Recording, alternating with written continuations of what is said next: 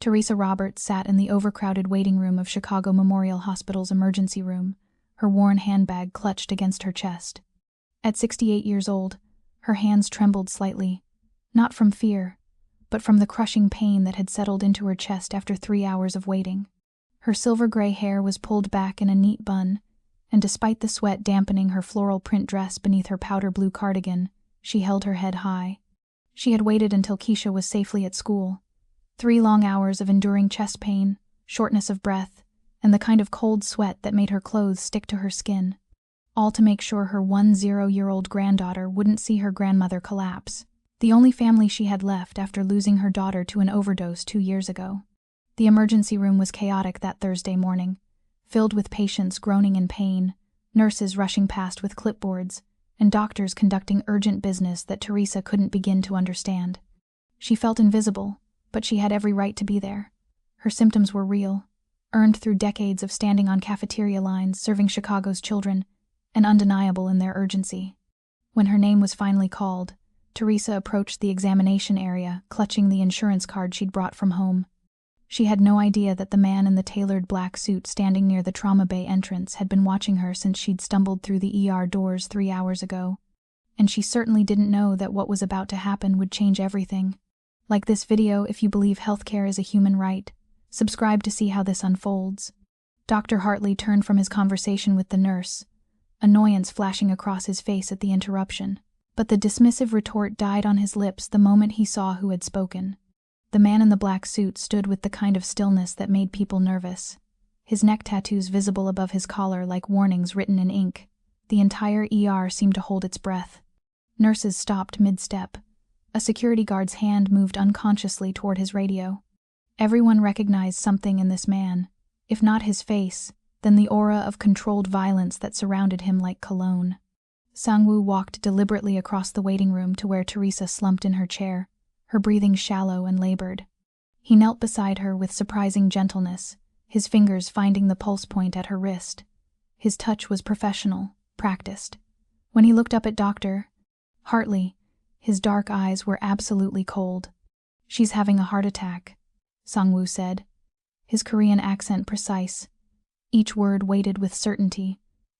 "You have 30 seconds to get her into a trauma bay, or I will make sure everyone in this hospital knows you let a woman die because she didn't have the right insurance." Dr. Hartley's face went from annoyed to pale in seconds.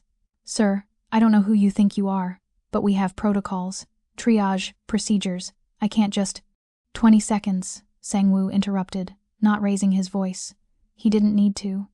Behind him, 2 of his men stepped forward from where they'd been supporting their injured associate. They didn't draw weapons. They didn't threaten. They simply existed, and their presence said everything that needed to be said. "This is highly irregular," Dr. Hartley stammered, but he was already backing toward the trauma bay entrance. "I'll need to consult with—" 10 seconds. The head nurse, an older Korean woman who'd been watching the exchange with wide eyes, suddenly moved. "Dr. Hartley, we have an open bay. Let me get a gurney." She spoke in rapid Korean to one of the orderlies, who rushed to comply. Within moments, Teresa was being lifted onto a stretcher, her protests weak and confused. "What's happening?" she managed to whisper, her hand reaching out instinctively. Sang-woo caught it, his grip steady and warm. "You're getting the care you need," he said simply. "Don't be afraid." The organized chaos of emergency medicine took over.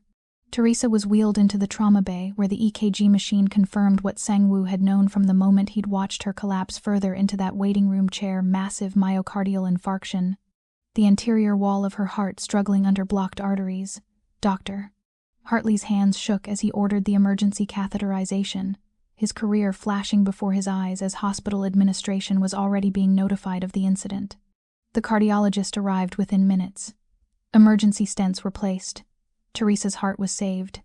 And through it all, through 6 hours of surgery and recovery, Baek Sang-woo remained. He sat in the surgical waiting area, legs crossed, scrolling through his phone with the patience of someone accustomed to waiting for important outcomes. His men stood nearby, silent sentinels. The hospital staff gave them a wide berth, but no one asked them to leave. No one dared. By the time Teresa was wheeled into recovery, stable and sleeping, Dr. Jason Hartley had been suspended pending a full investigation into his patient care practices. And Sang-woo finally allowed himself to exhale, the ghost of his Halmione's memory settling quiet in his chest. Comment below. What would you do if you witnessed this? Teresa's eyes opened slowly, her mind swimming through the fog of anesthesia and pain medication. The first thing she noticed was that she wasn't in pain. The crushing weight on her chest was gone, replaced by a dull ache and the steady beep of monitors tracking her heartbeat. The second thing she noticed was the room itself private, spacious, with afternoon sunlight streaming through large windows that overlooked Lake Michigan. This wasn't the kind of room her Medicare was supposed to cover. The third thing she noticed was the man sitting in the corner chair. He was reading something on his phone, his black suit jacket draped over the armrest, his white shirt sleeves rolled up to reveal more of those intricate tattoos that wound up his forearms. In the natural light, he looked younger than she'd first thought, maybe mid-30s, with sharp features and an intensity that didn't diminish even in stillness. When Teresa shifted slightly, trying to sit up, his head snapped up immediately. Without a word, he pressed the call button for the nurse, then stood and moved to her bedside with surprising gentleness. "You're safe," he said simply, his accented voice softer than she remembered from the chaos of the ER. "The surgery was successful. They placed 2 stents. Your heart is stable." Teresa's throat was dry, her voice coming out as barely more than a rasp. "Why did you help me?" She swallowed, tried again. "You don't know me." Sang-woo's jaw tightened, a muscle working beneath his skin. For a moment he looked away, toward the window and the endless expanse of water beyond. When he spoke, his voice carried the weight of old grief. "My Halmione, my grandmother, she died waiting for a doctor in Seoul." He turned back to face Teresa, and something raw flickered in his dark eyes. "She was poor, old, invisible to everyone who could have helped her. I was 14 years old, sitting beside her on a hospital bench, and I couldn't do anything. I watched her slip away while doctors treated people with better insurance, better clothes, better connections." His hands curled into fists at his sides. "I swore that day I would never watch that happen again. Never." Teresa studied this dangerous, tattooed man who spoke of his grandmother with such reverence, such barely controlled rage at the injustice of her death. She saw past the expensive suit, past the ink that marked him as something the world told her to fear, and recognized something fundamental: grief, love, and the desperate need to make meaning from loss. "Thank you," she whispered, tears gathering in the corners of her eyes. "You saved my life." "You deserved to be saved," Sang-woo replied, and there was absolute conviction in his voice, as if this were the most obvious truth in the world. He reached into his pocket and pulled out a simple black business card, placing it carefully on her bedside table next to the water pitcher. "Mrs. Roberts. If you need anything at all, you call this number. Medical bills, follow-up care, prescriptions, whatever you need, you call." Before Teresa could protest, could ask what this generosity would cost her, a nurse bustled in to check her vitals. When Teresa looked back toward the corner, Sang-woo was already gone, his jacket draped over his arm, disappearing like smoke through the recovery room door. Only the card remained, stark black against the white hospital linens, proof that the dangerous angel who'd saved her life had been real. Don't miss what happens next. 2 weeks passed in the careful rhythm of recovery. Teresa moved slowly through her small house, one hand often pressed to her chest as if to reassure herself that her heart was still beating, still working. Keisha helped in the ways a 10-year-old could, bringing her grandmother water without being asked, keeping her voice down during the day, doing her homework without complaint. The child had been terrified when the school had called to say Grandma was in the hospital, and now she watched Teresa with the vigilant anxiety of someone who'd already lost too much. The black business card stayed in Teresa's wallet, tucked behind her Medicare card. She looked at it sometimes, ran her thumb over the embossed name Baek Sang-woo, but she never called.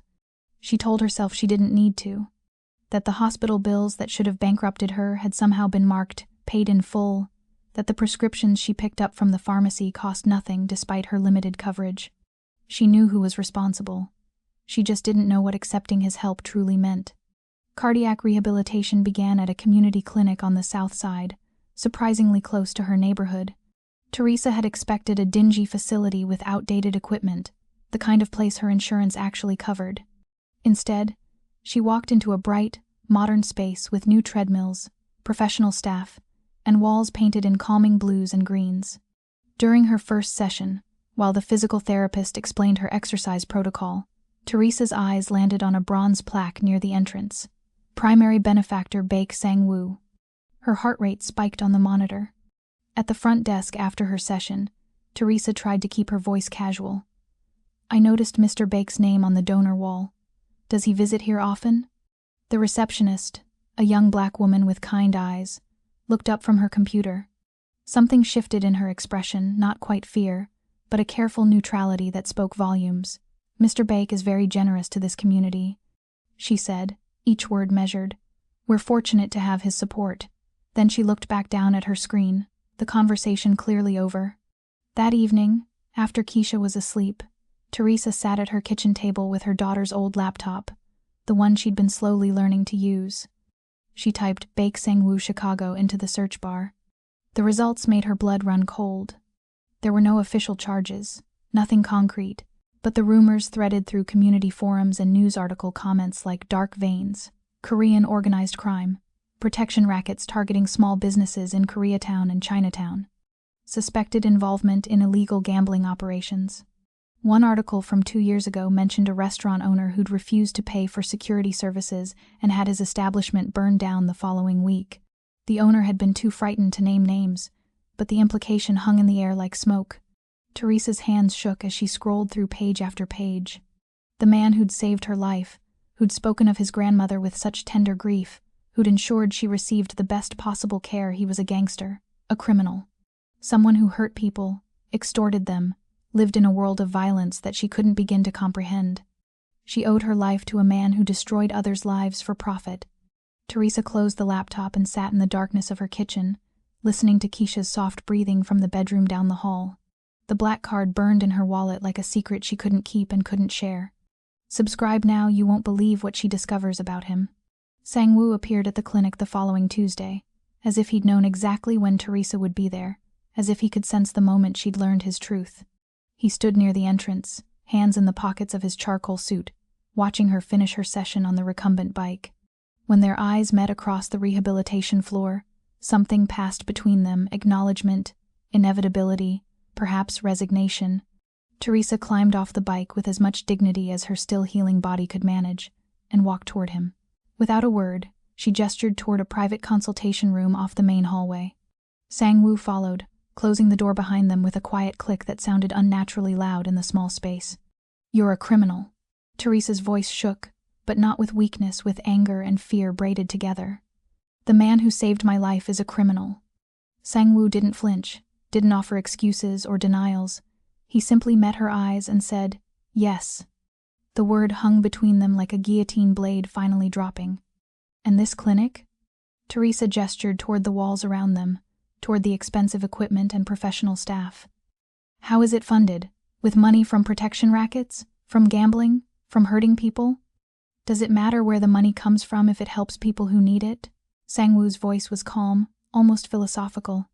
The elderly woman who comes here 3 times a week for her diabetes management, should she suffer because my money isn't clean? The single father getting physical therapy so he can return to work, should his children go hungry because you disapprove of my methods? Teresa's voice rose, cracking with emotion. Yes, it matters.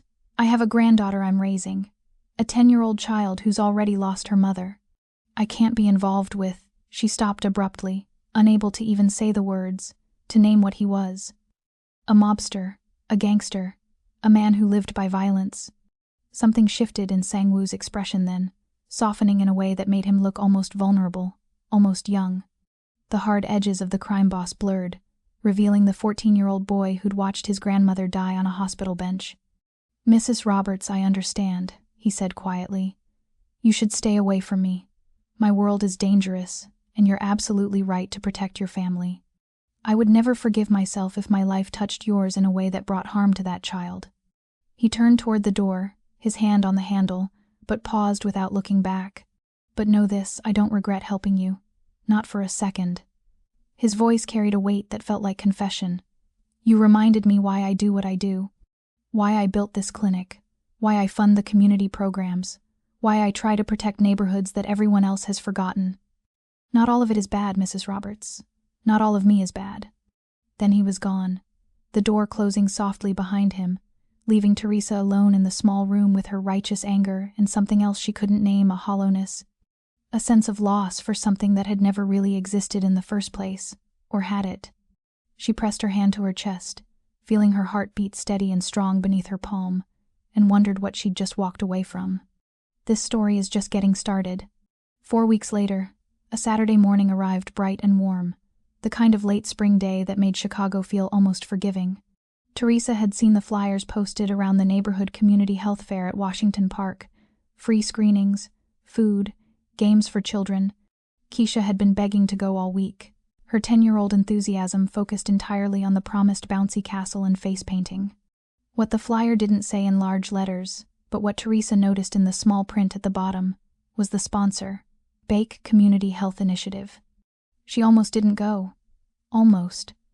But Keisha deserved normal childhood joys, and Teresa's cardiologist had emphasized the importance of staying active, of engaging with her community. So she packed sunscreen and water bottles, took her granddaughter's hand, and walked the 6 blocks to the park. The fair was larger than she'd expected. White tents dotted the green space, each one offering something different: blood pressure screenings, diabetes testing, dental checkups, nutrition counseling. Food trucks lined the perimeter, offering free meals. Children shrieked with delight on the bouncy castle, while elderly Korean and Black residents sat in folding chairs, their arms extended for blood pressure cuffs, their faces relaxed and grateful. And there, near the main tent, stood Sang-woo. He was dressed differently today: dark jeans, a simple black button-down shirt, no tie. But he still emanated that same quiet authority, that sense of controlled power that made people instinctively give him space. He was speaking with an elderly Korean woman, his head bent respectfully as he listened to her in their shared language, his expression attentive and kind. Keisha spotted the bouncy castle and tugged at Teresa's hand. "Grandma, can I, please?" "Go ahead, baby. Stay where I can see you." Teresa watched her granddaughter run toward the inflatable castle, her braids bouncing, her laughter cutting through the warm air like music. When she looked back, Sang-woo was standing beside her. Neither of them had moved, yet somehow they'd found each other in the crowd. "You did this," Teresa said quietly, gesturing at the tents.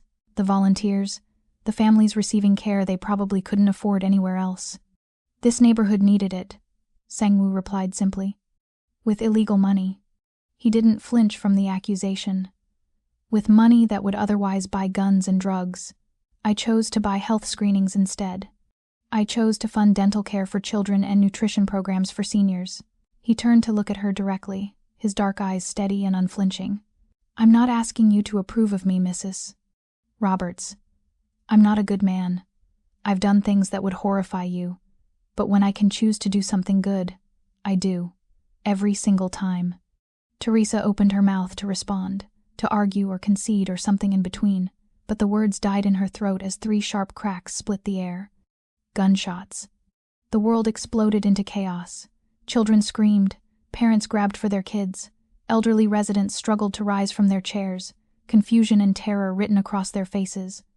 And 3 black cars screeched into the park entrance, doors flying open, men emerging with weapons raised. Sang-woo's entire body transformed in an instant. The gentle community benefactor vanished, replaced by something cold and lethal and absolutely terrifying. "Get down!" he roared, already moving. "Share this video if you believe in unlikely connections."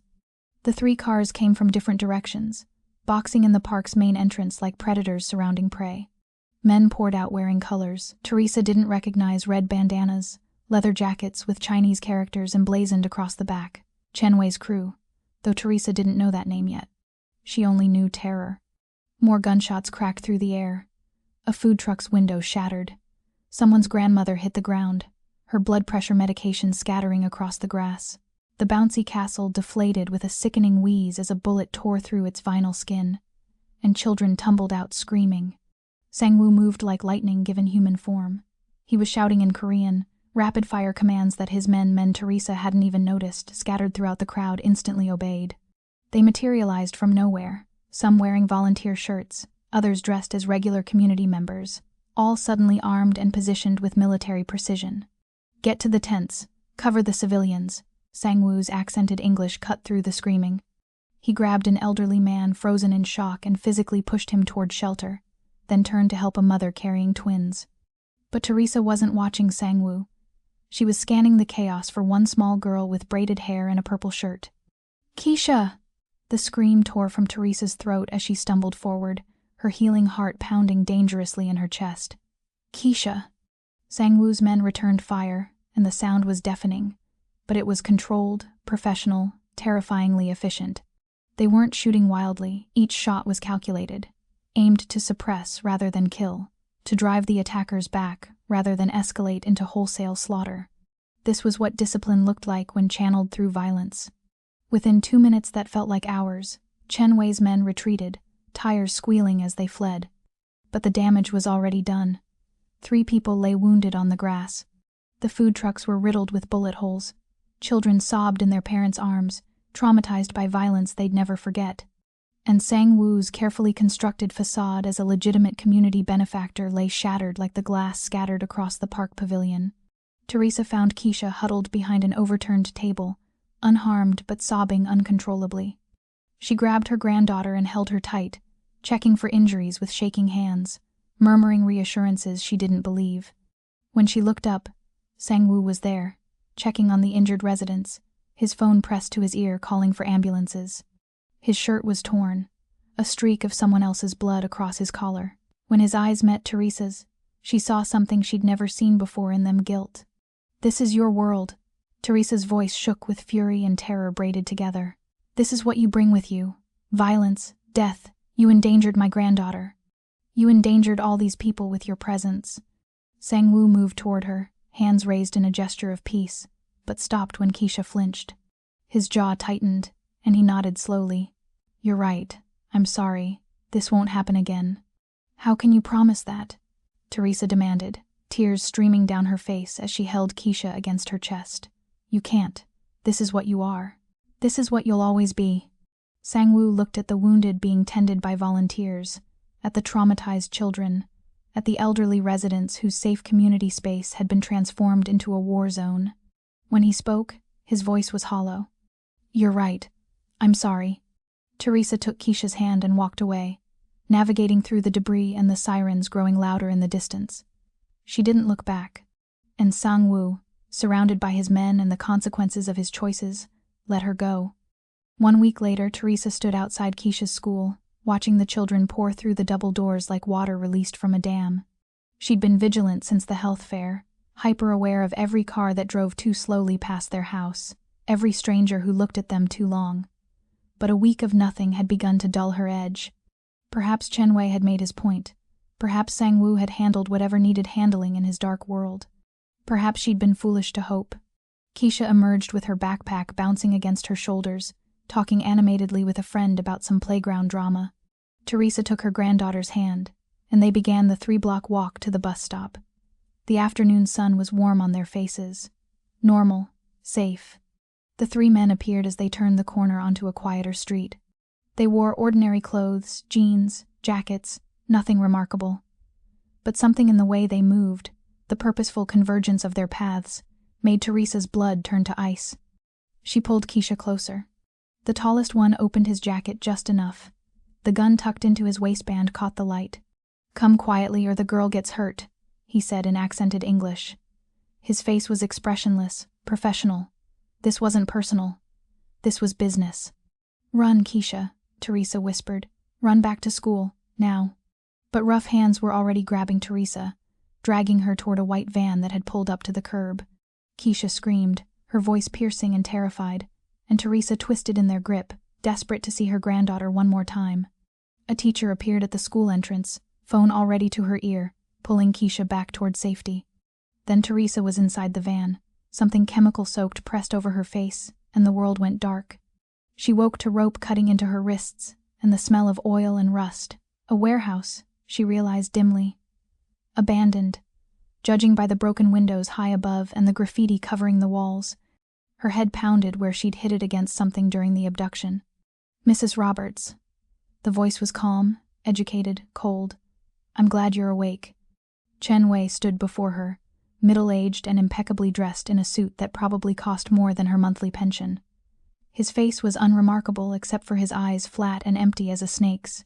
"You're going to help me send a message to Baek Sang-woo," he continued conversationally, as if discussing the weather. "He's been encroaching on my territory, moving into my neighborhoods. This ends now."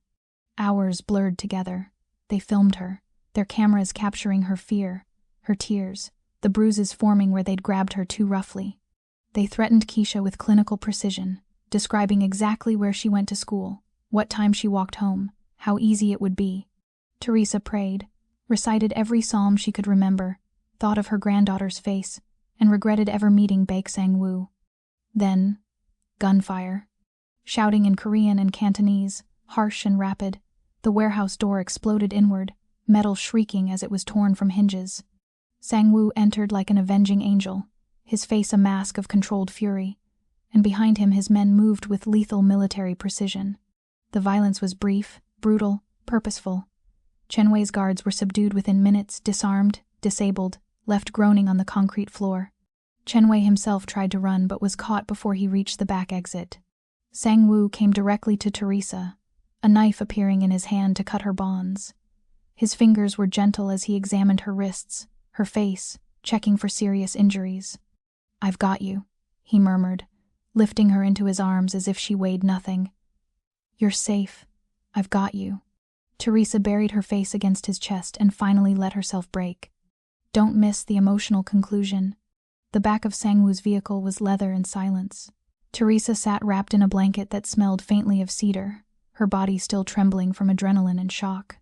The city passed by outside tinted windows, familiar streets that suddenly felt foreign, as if she'd crossed into another world entirely and could never quite return. "Keisha?" Her voice cracked on her granddaughter's name. "Safe." Sang-woo's response was immediate, certain. "With police protection at your neighbor's house. Mrs. Chen has her. My people are watching from a distance. Nobody gets within a block of that house without me knowing. She's safe, Mrs. Roberts, I promise you." The relief broke something inside Teresa. She doubled over, sobs tearing from her chest, ugly, gasping sounds that she couldn't control. Sang-woo said nothing, just reached over and took her hand, his grip steady and warm, anchoring her to something solid while she fell apart. When the tears finally subsided, leaving her hollow and exhausted, Sang-woo spoke quietly. "I can give you a new identity. You and Keisha both. New city, new names, new school for her. Enough money that you'll never have to worry about anything again. Medical care, education, housing, everything handled, completely disconnected from me, from this life. You'll be safe. She'll be safe." Teresa wiped her face with the corner of the blanket. "And the other option? You stay." His voice was careful, measured, under my protection. It means bodyguards discreet but constant, secure housing in a neighborhood I control, living in my world, adjacent to everything you witnessed today. It means danger will always be close, Mrs. Roberts. But so will I. The vehicle hummed through traffic while Teresa sat in silence, the weight of the choice pressing down on her like physical force. Safety or purpose, anonymity or connection, the smart choice or the reckless one. "If I stay," she finally said, her voice stronger than she expected, "I need the truth, all of it. No more vague references to business interests or community investments. I need to know exactly who you are and what you do." Sang-woo nodded slowly, and when he spoke, his voice carried the weight of confession. "I control Korean organized crime operations in the Midwest, gambling operations in Koreatown and beyond, protection rackets targeting businesses that pay for security they shouldn't need, smuggling operations I won't detail, money laundering through legitimate businesses." He paused, his jaw tightening. "I've killed people who threatened my territory, my family, my operations. I've made decisions that would put me in prison for life if anyone could prove them. I'm not a good man, Mrs. Roberts. I try to follow certain codes, protect the vulnerable, respect elders, minimize civilian harm, but I'm still a criminal, still dangerous." "Are you trying to scare me away?" "Yes." The admission was raw, honest.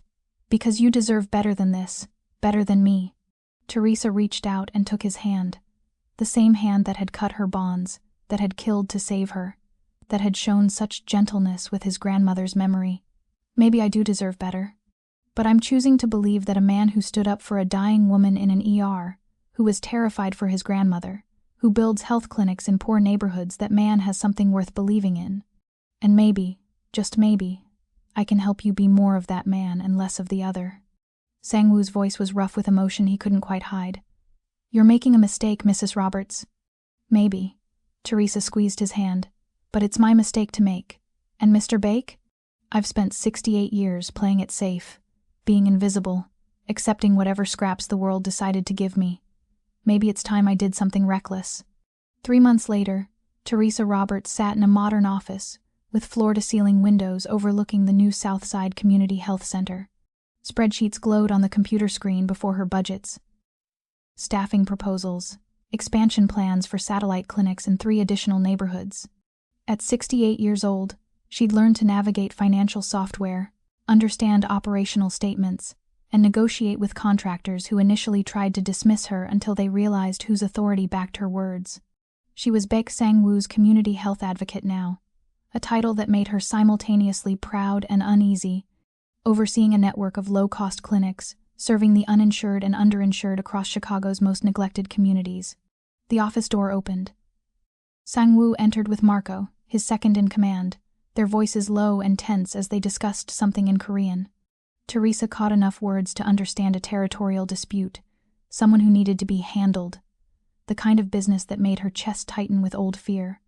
She cleared her throat pointedly. Both men stopped mid-sentence.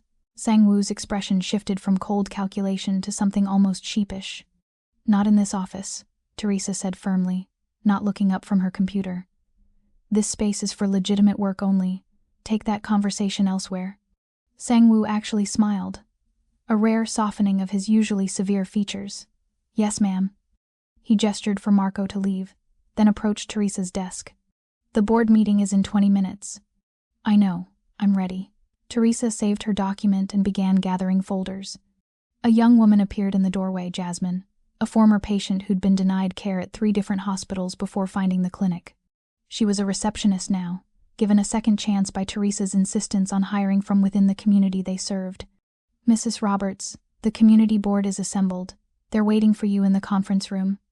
As Teresa stood and smoothed her dress new, purchased without having to choose between clothing and groceries, Sang-woo caught her attention.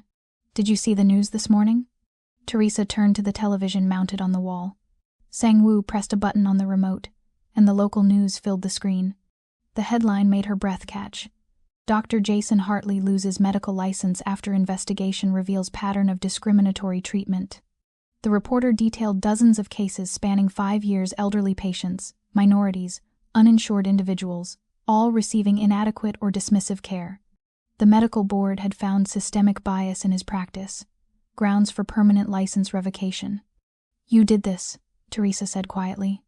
I made sure every case was examined thoroughly, Sang-woo confirmed, his voice carrying the weight of calculated justice. Every patient he dismissed, every complaint that was ignored. I ensured they all received proper attention. Justice needed to be served. Teresa studied this dangerous man who'd become her unlikely ally, her protector, something like a friend. Your Hermione would be proud. You keep saying that. Because it's true. That evening, Teresa returned home not to her old house with its leaking roof and broken heater, but to a secure brownstone in a neighborhood where Keisha could play outside without fear. Her granddaughter sat at the kitchen table doing homework, her face no longer shadowed by anxiety.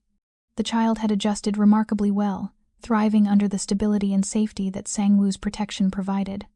As Teresa prepared dinner, she reflected on the impossibility of her life.